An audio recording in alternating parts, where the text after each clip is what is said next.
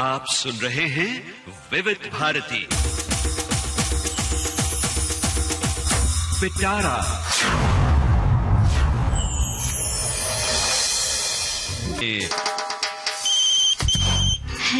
Hello फरमाइश।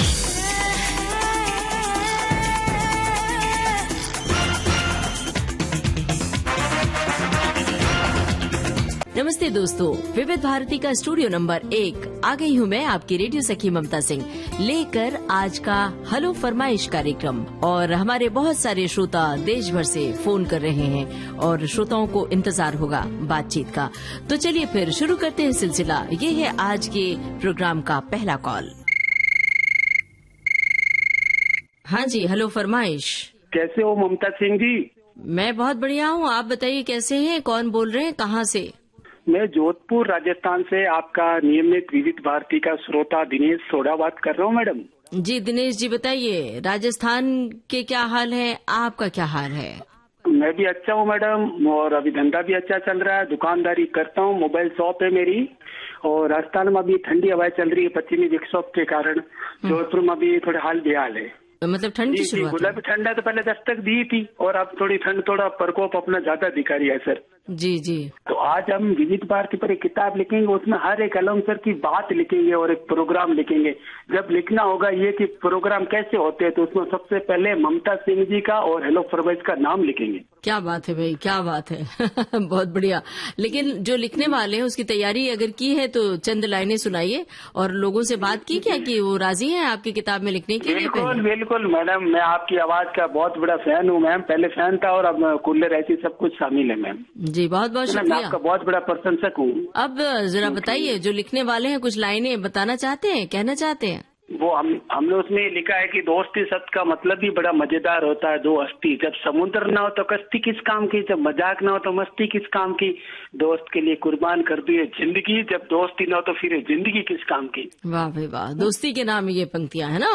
जी, तो जी। दोस्तों मित्रों से कितने समय बाद, कितने अंतराल के बाद मिलना होता है? क्योंकि ये जो सोशल मीडिया का जमाना है, मोबाइल का जमाना है, लोग मोबाइल पे बात कर लेते हैं, सोशल मीडिया के जरिए चैट कर लेते हैं, लेकिन मिलते नहीं आपस में। आप बताइए, आप दोस्तों से कब मिलते हैं? मोबाइल तक उनकी जिंदगी है ना वो सीमित रह गई है ना। लेकिन मैं शॉपकीपर हूँ, मोबाइल शॉप है, तो फिर मेरे मित्र लोग आते रहते हैं, कस्टमर बन के भी आते हैं और मित्र भी बन के आते हैं। तो मैं उन सबको है ना, उनसे मिलता जुलता रहता हूँ। एक्चुअली मैं मिलनसार हूँ है ना। जोधपुर मेहमान नवाजी और मान मनवार के कारण नंबर 1 है। बिल्कुल बिल्कुल, खान पान के लिए भी नंबर 1 है ना। वहाँ के मिर्चे बड़े बड़े मशहूर हैं, हमने तो खाए भी हैं। बिल्कुल, आप आए थे, मैं आपको व्यक्तिगत रूप से जानता हूँ। जब आप विविध भारती से मुंबई से जोधपुर आए थे ना, हमारे आकाशवाणी जी जी जी आए थे, तब जी हम लोग वहाँ आपके पास आए थे, आपसे मिले थे। आपकी बातचीत से, आपके बीएफ से बहुत हम मोटिवेट हुए मैडम। और आपके जो प्रोग्राम आते इतने शानदार, डॉक्टर साहब आते, सेहतनामा, पिटारा, हेलो फरमाइश, सखी सहेली, है ना, बहुत सारे प्रोग्राम। जितनी तारीफ करे उतनी कम है, मेरे पास तारीफ के लिए कोई शब्द नहीं मैम। जी बहुत बहुत शुक्रिया आपका। इसी तरह से सारे प्रोग्राम सुनते रहिए। हम जब जोधपुर आए थे तो वो विविध भारती की गोल्डन जुबली मनाई गई थी, उस समय हम रिकॉर्डिंग के लिए आए थे। और हमें याद है कि उस समय लाइव हेलो फरमाइश प्रोग्राम हुआ था जोधपुर के श्रोताओं के लिए, और वो प्रोग्राम स्पॉन्सर्ड भी हुआ था। चलिए सर, पत्रों का शहर जरूर है, लेकिन मेहमान नवाजी में आज भी जब मेहमान आते हैं ना तो उनकी राह में आज भी फूल बिछाए जाते हैं। बताइए कौन सा गाना आप सुनना चाहते हैं? हम जैसा कहीं आपको दिल पर न मिलेगा, ये पपा से वे पपा फिल्म का गाना है मैम, लता जी की आवाज में। धन्यवाद आपको बहुत बहुत, आपने हमें फोन किया। अब आपके जोधपुर शहर में पहुंच रहा है आपका पसंदीदा गाना, ये आपके हेलो फरमाइश। नमस्कार मैडम, मैं साहेबराव पटेल, राहणार शिराला, तालुका जाफराबाद, जिला जालना, महाराष्ट्र से बात करते हैं मैडम जी। आप बताइए क्या हाल है आपका? हमारे यहाँ तो बारिश तो बहुत सता रही है मैडम। अभी तक हो रही बारिश? ओहो।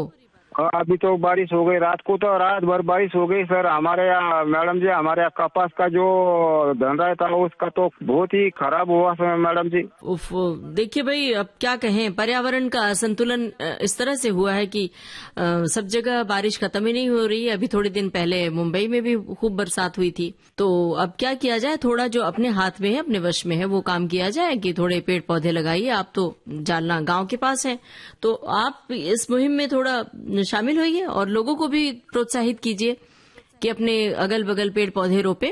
और मैडम जी ये जो बारिश का किसके हाथ में नहीं, ऊपर वाले के हाथ में, वो जैसा करेंगे वैसा अपनों को रखना पड़ता। अरे लेकिन उसके लिए मैंने बोला ना कि आप थोड़े पेड़ पौधे लगाइए, इस विषय में क्या कहना है आपका? और लगाए थे हम मैडम, हमारे यहाँ नीलगिरी की झाड़ है और नीम की झाड़ है और बाबुल की झाड़ है। अच्छा बढ़िया, नीलगिरी का भी पेड़ है?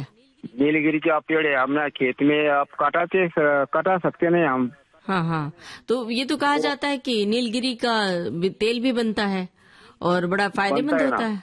ओ मैडम, आम की झाड़ है और मौसम्बी का जो बगीचा है, तो मौसम्बी खाने के वास्ते हमारे गांव में आया करो।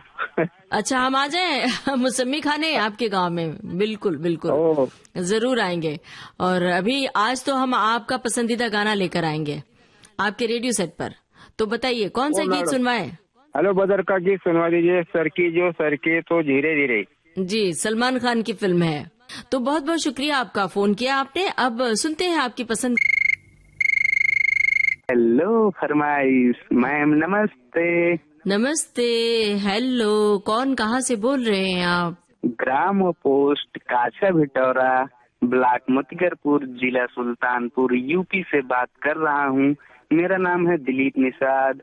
मैम मैं मोस्ट कल्याण संस्थान का मोस्ट IT भी हूँ मैम। जी दिलीप जी, बताइए क्या हाल है? मैम हाल तो हमारे बहुत अच्छे हैं। तो सुल्तानपुर के आसपास कौन सी जगह है बताइए? हम तो वहाँ प्रतापगढ़ है, वहाँ पे सई नदी थी, अब है कि नहीं, बताइए उसके बारे में।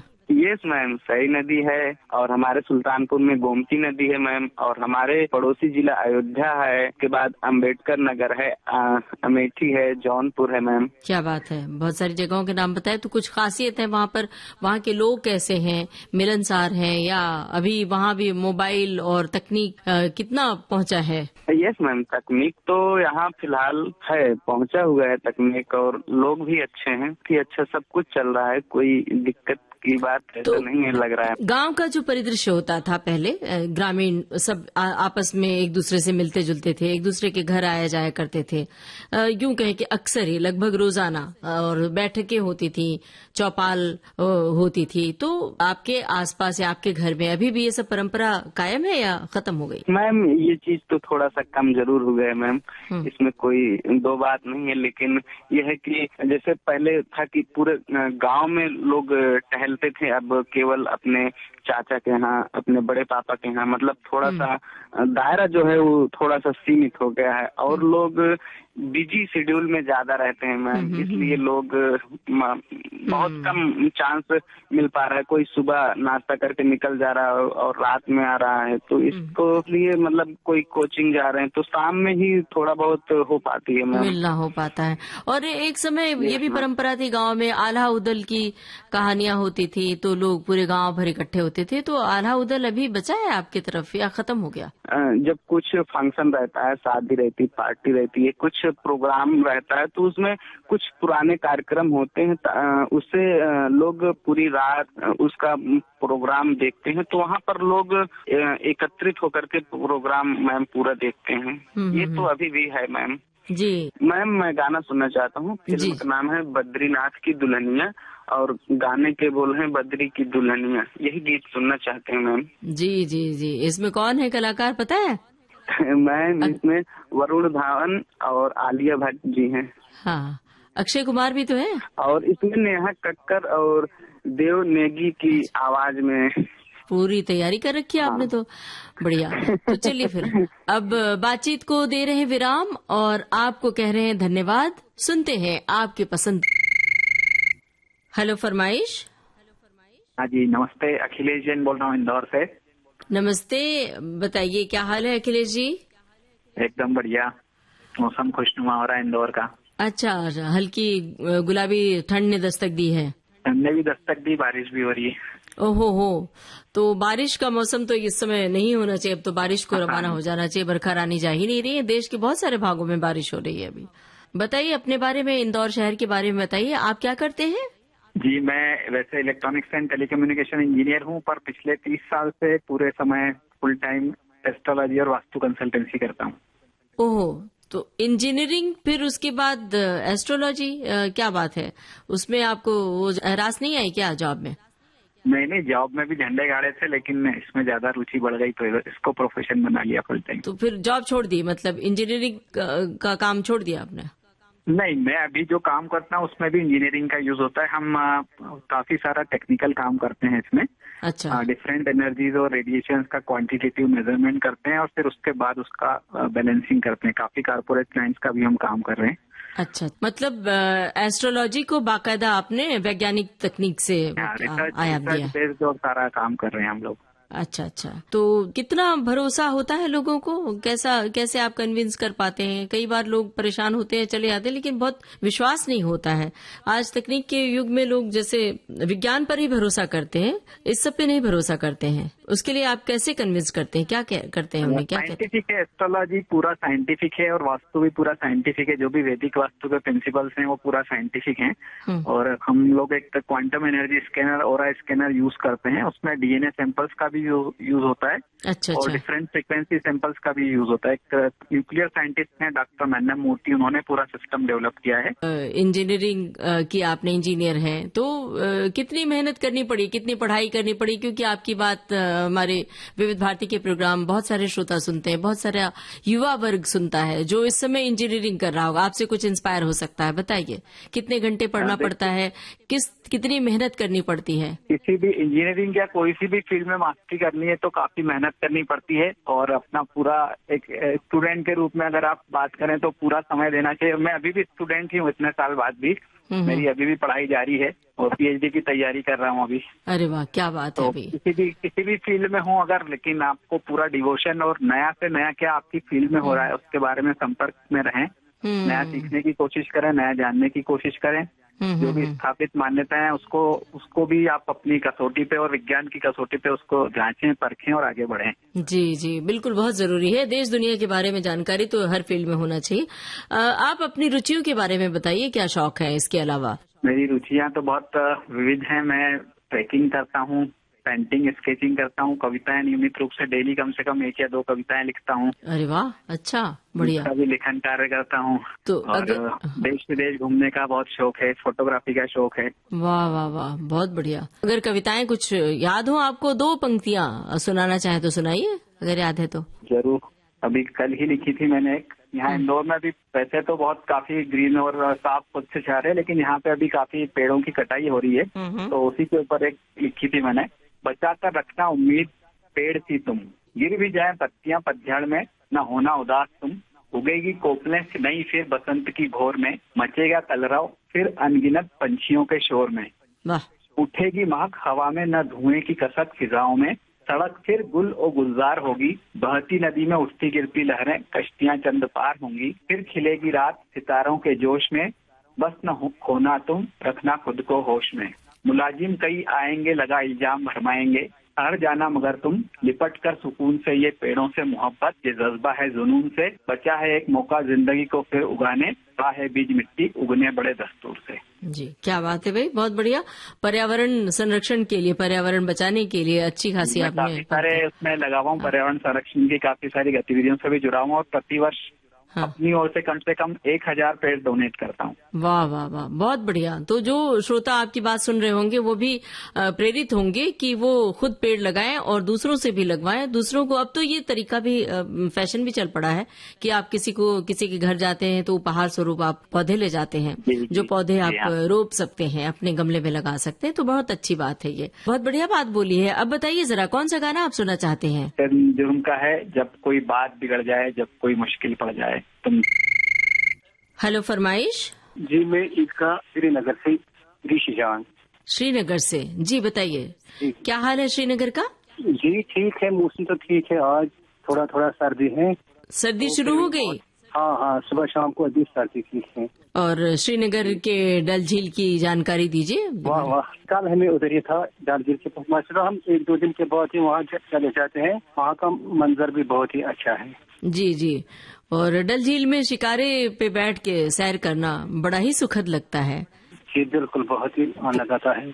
और वहाँ फिर वहीं पर जो कहवा पिलाते हैं, बेचते हैं कहवा, उसका वो कश्मीरी कश्मीरी कहवा तो बहुत ही मशहूर है। उसमें मतलब वो काजू किशमिश डालते हैं और दालचीनी डालते हैं, बहुत ही उम्दा होता है। और वहाँ का केसर भी बहुत उम्दा होता है। जी बिल्कुल, केसर तो यहाँ तो मशहूर ही है। तो आप क्या करते हैं वहाँ? जी मेरा काम है पश्मीना का और है एम्ब्रॉयडरी काम है मेरा, मतलब जो बहुत बढ़िया काम है ये तो।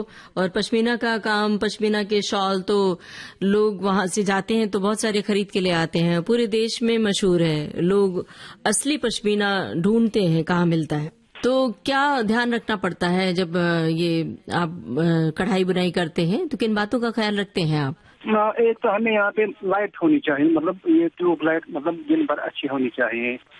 चश्मा भी पहनना पड़ता है, आंखों पे जोर पड़ता है काफी। हाँ जी बिल्कुल। कितना वक्त लगता है? मान लीजिए एक शॉल बनाना है पश्मीना का, तो आपको कितना समय लग जाता है? हम 2 बंदे हैं इसमें, मतलब बैठते हैं, 2 महीने लगते हैं। ओ बाप रे, इसलिए इतना महंगा भी होता है। हाँ 50-60 हजार का होता है। जी जी जी, असली। लेकिन नकली तो बहुत सारे ऐसे मिलते पश्मीना के नाम पे, कोई भी शॉल बिकता है। नकली तो वो मशीन से बनते हैं, नकली है ना वो मशीन से बनते हैं, वो तो दिन में मतलब 1-2 बनते हैं। और क्या क्या बुनते हैं, मतलब शॉल और इसके अलावा क्या काम होता है? और है दूसरा मेरा काम है एम्ब्रॉयडरी, उसमें बनाते हैं वो पैरन बनाते हैं, सूट बनाते हैं, उसमें मतलब उसमें हम कढ़ाई करते हैं आरी से, उसमें हम। क्या बात है भाई, बहुत बढ़िया। ये जो कश्मीरी कढ़ाई है लोग बहुत पसंद करते हैं और ढूंढ के ले आते हैं। यहाँ मुंबई में कभी कभी एग्जीबिशन लगता है, प्रदर्शनी लगती है, तो वहाँ से लोग आते हैं। पहले मैं बताना चाहूँगा, और यहाँ मतलब बहुत ही मंजर अच्छा है, क्योंकि मतलब जो पेड़ है ना आज पत्ते गिरते हैं, खासकर मतलब ये चिनार के पत्ते है ना, तो मतलब बिल्कुल अच्छा मतलब मौसम लगता है, सभी पत्ते गिरते हैं, अलग ही नजारा होता है। क्या बात है भाई, बहुत बढ़िया। तो इस नजारे को आपने अल्फाज में बांध के जो सामने चित्र बनाया है, बहुत अच्छा लग रहा है ये। और हमारे श्रोता भी सुन रहे हैं कि लाइन से जो चिनार के पेड़ लगे होते, देखने में वो खूबसूरती कुछ अलग ही नजर आती है ना। जी बिल्कुल, ऐसा लगता है जैसे मतलब नीचे वो सोना गिरा है। जी जी जी, देवदार और चिनार के पेड़ एक साथ होते हैं ना ज्यादातर। हाँ जी बिल्कुल। तो आप कहीं आसपास घूमने जाते हैं कभी कि नहीं, श्रीनगर में ही रहते हैं? हम श्रीनगर में जाते हैं ना, हफ्ते में मतलब एक बार हम चले जाते हैं, गुलमर्ग जाते हैं। ये डल झील है ना, ये तो हमारा नजदीक ही है, मतलब हम दिन में कभी कभी जाते हैं वहाँ पे डल में जो शिकारा है ना, वो अलग ही नजारा है। और वहाँ जो फूलों की घाटी है उसका क्या नाम है? वो ट्यूलिप गार्डन है ना, वो ट्यूलिप गार्डन, वो तो बहुत सुंदर है। वो सबसे बड़ा एशिया में मतलब इस साल मतलब हुआ वहाँ पे। तो बहुत खूबसूरत दृश्य आपने उकेरा है, नगीन झील, हाउस बोट और कश्ती में, मतलब ये डल झील में तैरती हुई कश्ती, शिकारा, सब आंखों के सामने आ गया है। और अब बताइए आपकी पसंद का गाना कौन सा है? कौन सा गाना आप सुनना चाहेंगे आज? रफी साहब की पिक्चर, रफी साहब की आवाज में एक सॉन्ग है, पिक्चर राज, अकेले है चले आओ। राज फिल्म का गाना है, तो सुनते हैं आपकी पसंद का। हेलो फरमाइश। जी हेलो फरमाइश जी, नमस्कार। नमस्कार, कौन कहाँ से बोल रहे हैं? जी मैं सिक्किम से अर्जुन पलम बात कर रहा हूँ मैम। जी अर्जुन जी बताइए। जी कैसे हैं आप? हम तो बहुत अच्छे हैं, आप बताइए, अपना हाल बताइए और सिक्किम का हाल बताइए भाई। जी मेरा हाल तो बहुत बढ़िया है। सिक्किम का मौसम अभी तो ठंडी शुरू हो गई है, कल से तो मौसम ठंडा लग रहा है अभी तो। जी सिक्किम की किस जगह से बोल रहे हैं आप? सिक्किम के राजधानी गैंगटोक से बोल रहे हैं। गैंगटोक से।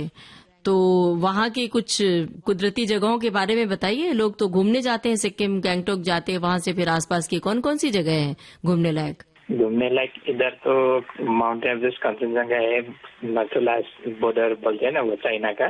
क्या छंगू है, किसीबिरी है, वो जगह बहुत ही खूबसूरत जगह है, अच्छी जगह है। कैसे जाते हैं घूमने के लिए वहाँ से, गैंगटोक से? गाड़ियों से या और कोई साधन? वो गाड़ियों से जाते हैं, ज्यादातर टूरिस्ट लोग आते हैं इधर, मजे करके वो जी अपने देश लौट जाते हैं। डिशेस क्या मशहूर है वहाँ पर, खाने पीने की क्या चीजें मशहूर है? खाने पीने का तो ऐसा बोलते नेपाली खान पान में तो ढेरों बोलते हैं ना, बहुत ज्यादा।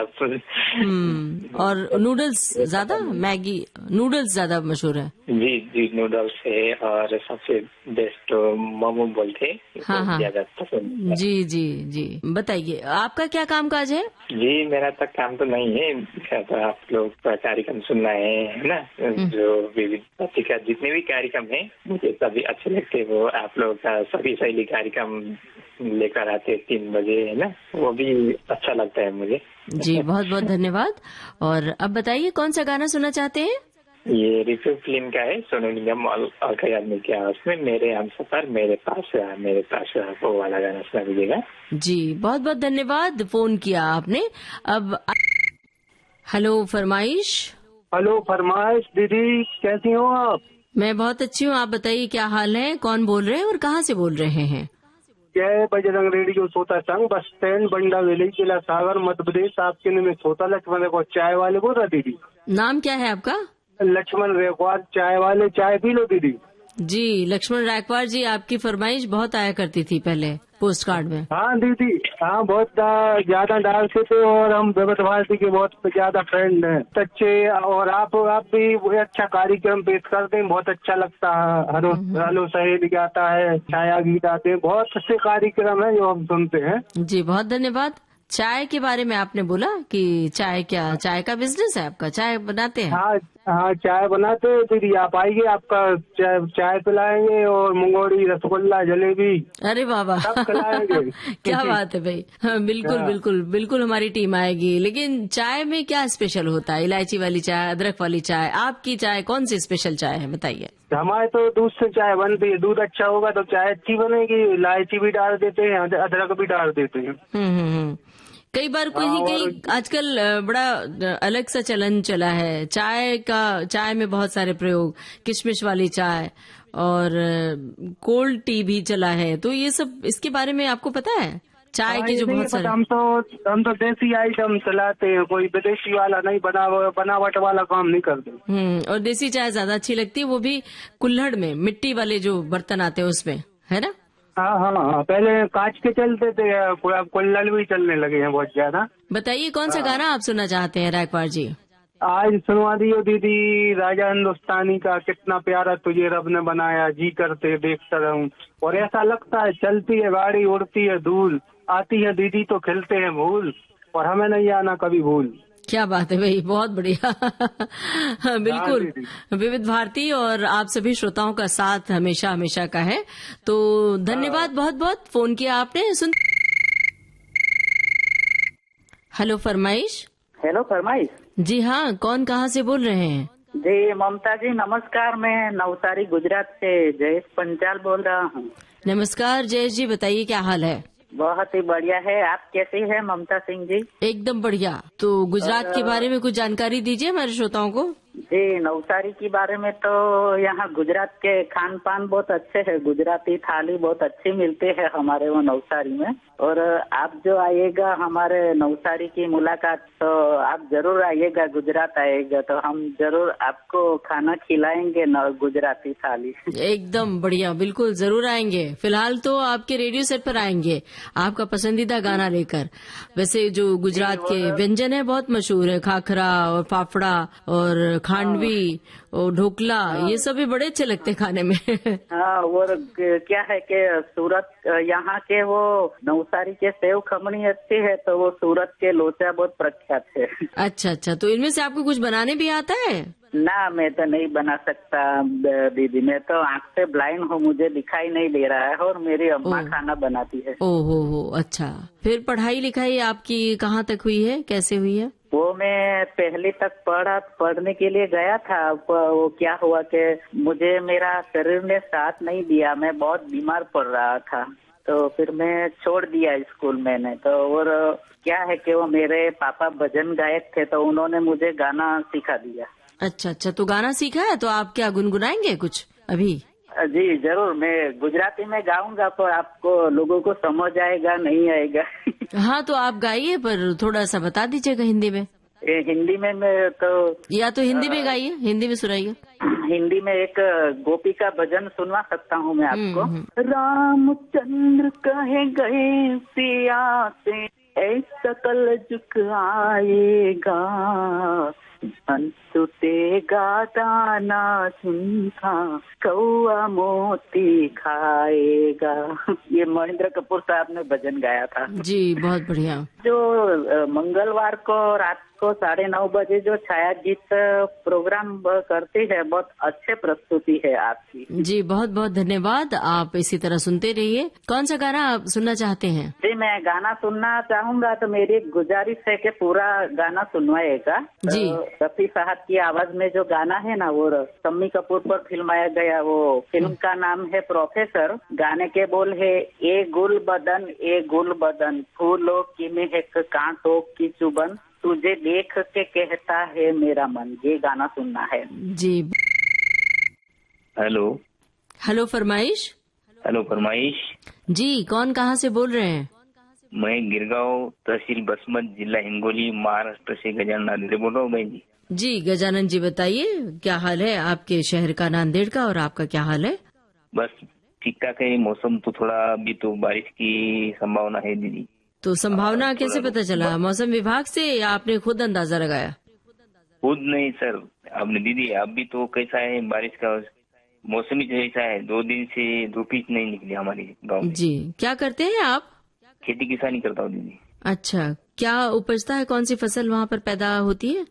अभी तो हमारे यहाँ हल्दी की फसल है, और पिछले कुछ महीने में अभी कटाई हो गई उसकी सोयाबीन। हल्दी के लिए कुछ खेत को कुछ तैयार करना पड़ता है कुछ खास तरीके से? हाँ, कैसा है धूप काले में उसको अपना खेती के सब काम काज करना पड़ता है दीदी। जी जी। और अच्छा, बारिश के मौसम में उसकी बोनी होती है। कौन सा गाना सुनना चाहते हैं आप? फिल्म है यकीन, और गाने के बोल है, चेहरा तेरा जब जब देखूं, अलका याग्निक और सोनू निगम जी की आवाज में गीत है। जी, बहुत बहुत धन्यवाद फोन किया आपने। अब सुनते हैं आपकी पसंद का ये गाना।